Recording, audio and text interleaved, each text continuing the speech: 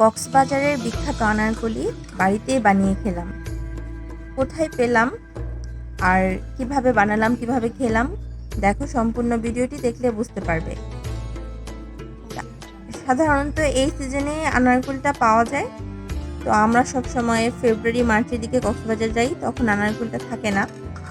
তো আমার ভাসুর ভাইয়া কক্সবাজার গিয়েছিল অফিস থেকে, তো ভাবিকে দিয়ে ভাইয়াকে বলিয়েছি যে আনারকুলি নিয়ে আসতে। তো ভাইয়া আনারকুলি নিয়ে এসেছিল। চেষ্টা করেছি কক্সবাজারের মামাদের মতো আনারকুলিটা বানাতে। মামারা সাধারণত লবণ, চিনি আর মরিচের গুঁড়ো দিয়ে বানায়। তো ভাবি আমাকে 2টা আনারকুলি দিয়েছিল, তো বানাতে ট্রাই করতেছি। তো একটা আনারকুলি কাটলাম, বাট কিছুই পেলাম না। তো অর্ধেক কাটার পর দেখলাম যে এই আনারকুলিটা এখনো পাকে নাই, আনারকুলিটা কাঁচা।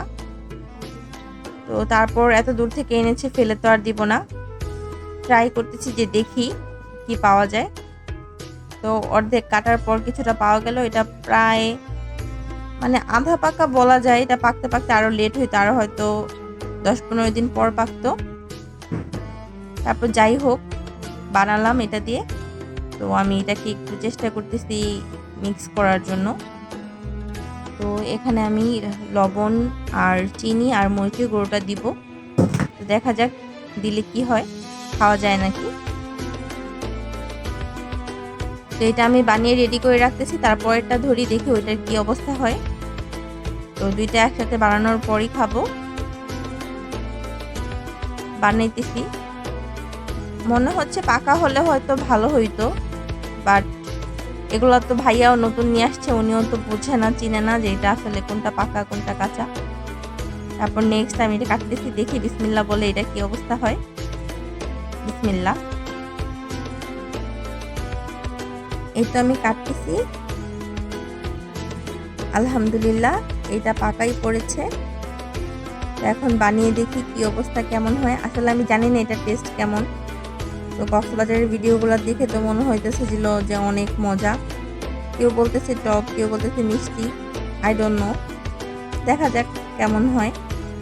এটা আমি বানাচ্ছি আর আমার ছেলে ওয়েট করতেছে খাবে, কেমন ও জানে না। তো খুব জানার ইচ্ছা ছিল আসলে, এত প্রশংসা শুনি ভিডিও দেখে, খেয়ে দেখি কেমন হয়। এই তো আমি একটু ছুরির সাহায্যে বানাতে চেষ্টা করতেছি। মামারা হয়তো আরো ভালো করে বানায়, আমি তো এভাবে পারবো না, যতটুকু পেয়েছি বানিয়েছি, দেখা যাক কেমন লাগে। আনারকলিটা দেখতে উপর থেকে পেয়ারা বা লেবুর মতো, আর ভিতরে বিচিগুলা প্রায় বেলের বিচির মতো বা শশার বিচির মতো বলা যায়। আর আজকে জিজ্ঞেস করলাম টেস্ট কেমন, ও বললো যে কাঁচাটা ভালো লাগে নাই, বাট পাকাটা মোটামুটি ভালো লেগেছে। খেতে টেস্ট প্রায় শশার বিচির মতো, আমিও টেস্ট করেছিলাম। আসলে ভিডিওতে যতটা প্রশংসা করে আসলে অতটা প্রশংসার মতোও না, বাট চলে কোনো রকম। এক এক ফলটা আসলে এক এক টেস্টেরই হয়।